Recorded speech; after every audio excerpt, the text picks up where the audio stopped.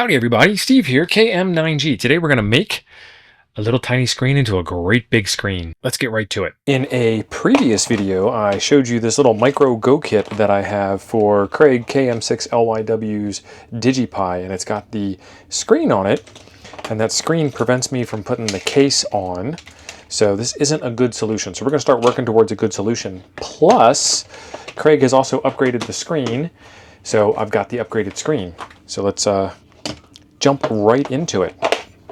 So what I have in here is a Pi 4 with the 1.3-inch screen, and this is what we call a juice box. My buddy Thump invented this, put this together, discovered it, whatever language is happy and resonant for you. It has one power pole in, two power poles out, and a USB buck converter, which will take 12 volts from your ham radio battery or your ham radio power supply and turn it into a Raspberry Pi juice. And then with my cable tester, I determined that this was a power-only cord, USB-A to USB-C. And I will leave a link to the USB cable tester down below, and I'll leave a link to the video on building this and where to get the parts for this in the video down in the description down below as well. So first, let's see what we're working with this guy here. So I'm going to turn on my workbench power supply, and I'm going to grab my 12-volt power source here and plug her in. And if you have a keen eye, you might be able to see the blue light on the buck converter in there, or you might not, but it's inside of a dark solid case, so easy to see it is not.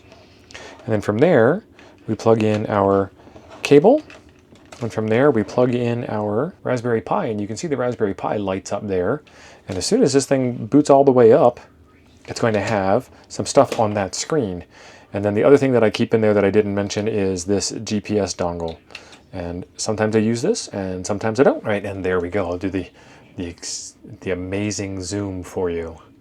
And it comes with this really neat little screen, and it tells you right when it boots up what its IP address is, and then after a bit, it's going to switch. There it is, DigiPi TNC, and it's got a Bluetooth logo and a red dot and a green dot, and if any traffic for the mode in question shows up, like APRS or WinLink or whatever the case may be, it will show the call sign of the remote station, and it might even show the symbol. So one of the neat things about the way that Craig has written this is it is not designed to be, I guess the better way to say this is it's designed to be stateless. So if I go and do this kind of thing here, which all you Unix folks have just cringed over, the file system was mounted read-only, and there's no logs that are saved, and everything just disappears when you do it. So we're going to go ahead and yank this off.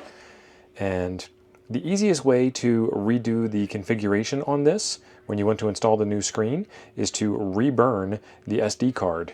And it's not terribly hard to reburn the SD card, so I just do that, and then it comes up and you are ready to roll with your new setup. But first, I want to get this screen here installed before we do the SD card rebuild. So this is a 3.5-inch LCD,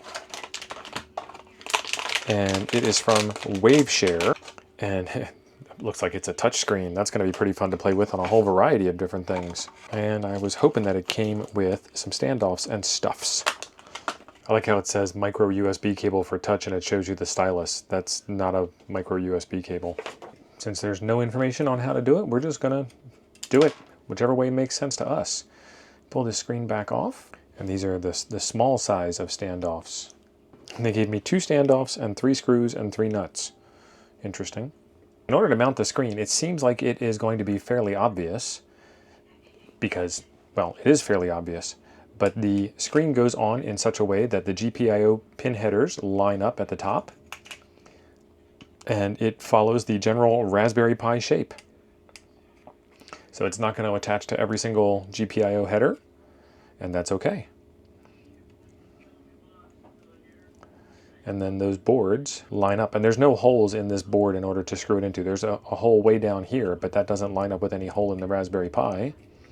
And then these holes here don't line up with anything. But I have GPIO pin support here, and then I have some support here for holding it down, and then we have one of those. And that's actually a pretty nice, strong, that's not a little flimsy piece of whatever. That's a nice little strong screen protector. So I might put that back on and see how well that works. There is a little bit of a scratch on it already from the factory. All right, if that drives me crazy with bubbles and scratches and whatnot, I'll take it off and we'll run naked for a while. This here needs some way of being attached.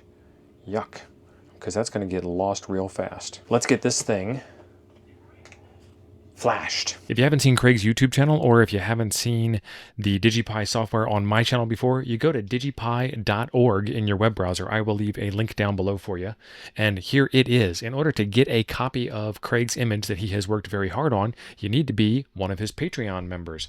And you can do that by following the link to Patreon off of his website and hit become a member. And there you go. And if you didn't know, there is a link in the video down below for supporting my channel on Patreon as well. Now that you have both of those out of the way, it's time to download the software. The latest version supports this new big screen, so we're going to get 192. And so if you click this link here, it will ask you for your user ID and it will start downloading the program for you. Once you get the file completely downloaded and you have the whole thing running, I recommend Balena Etcher. This software runs on every operating system, and there is going to be a link in the description down below for that as well. It works really well. It works so well that you don't even need to uncompress the zip file because it'll do that for you automatically. So I'm going to choose Flash from File, and it's going to ask me what file to flash from. I'm going to pick the file I just downloaded, digipi19-2.zip.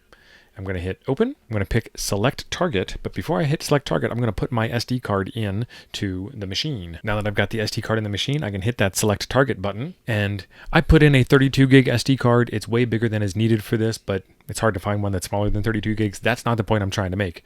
I put a 32 gig in, and I see something that looks like it's about the size of 32 gigs. There's a 1-for-1 match there, so I know I've got the right device. And Etcher has this cool feature where it will not let you overwrite your hard disk without working really hard to do it. So you're not going to wipe out your computer by doing this. So I pick the 32 gig card that I stuck in, and I hit select one.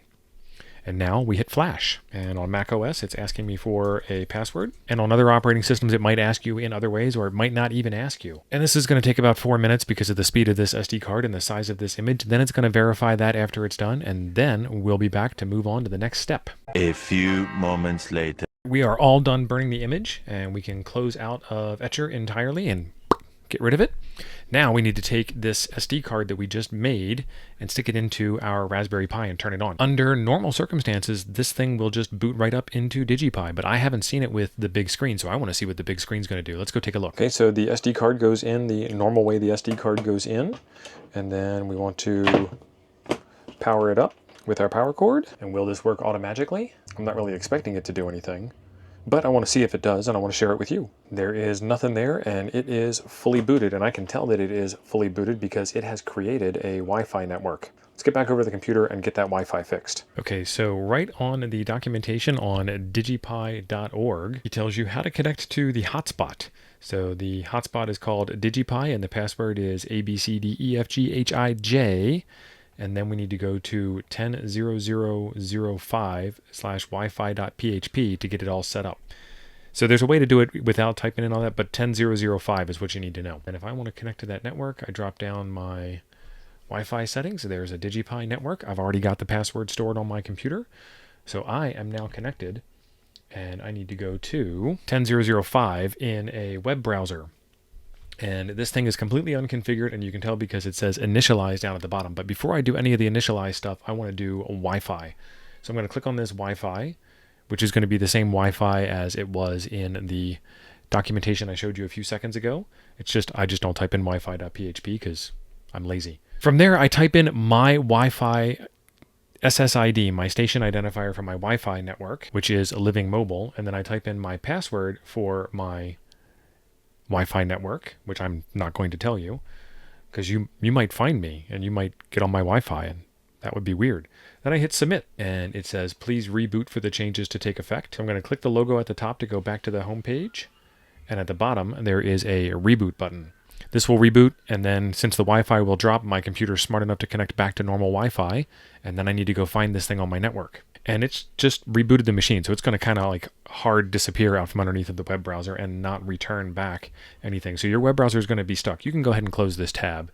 It's easier just to close it and grab a new one. Mine has come back up, and normally you can go to digipi.local in your browser. But for some reason, that's not happy for me. It should work just fine for you, and if it doesn't, you can go look at your router and you can find the IP address that your router has assigned. In my case, it's 192.168.12.172. It'll be different for you, but it will probably be the same every time you rebuild that same PI. Now from there, I need to do initialize. And this is why I wanted to be back on Wi-Fi and over on my computer. Number one, it's easier for me to show it to you. And number two, all of the configuration stuff is saved in my browser config, and I have access to the internet to look stuff up. So my call sign, KM9G, my WinLink password, I won't type this in because it doesn't mask the text, but type in your WinLink password there or hit create account and you'll go through the process. I've got a video on creating a WinLink account. I'll leave that one linked down below as well.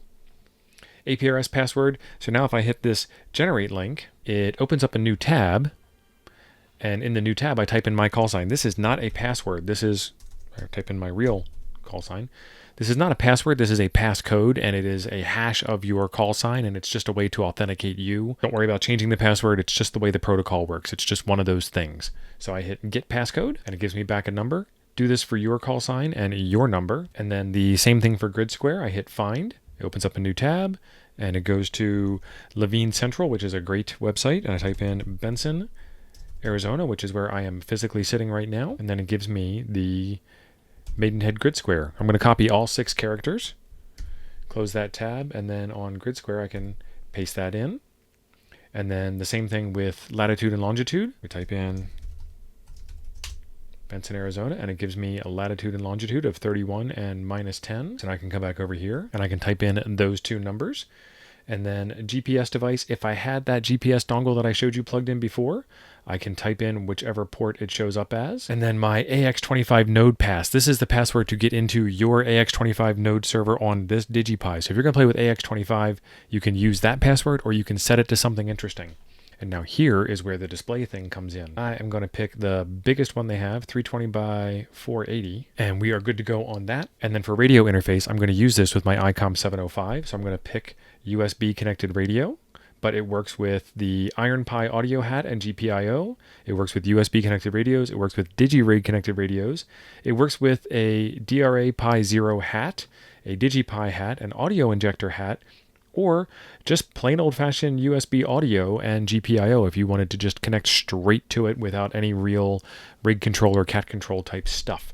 But I am going to use the IC705, so I get to do USB connected radio. Craig has a 705, and that is the default radio that pops up with USB connected radio. But I can do C rig list, and then I can search for 3085, and it tells me it's the IC705, or I can go up and I can search for IC705, or if I was a Yaesu person, I could search for FT891 or FT857.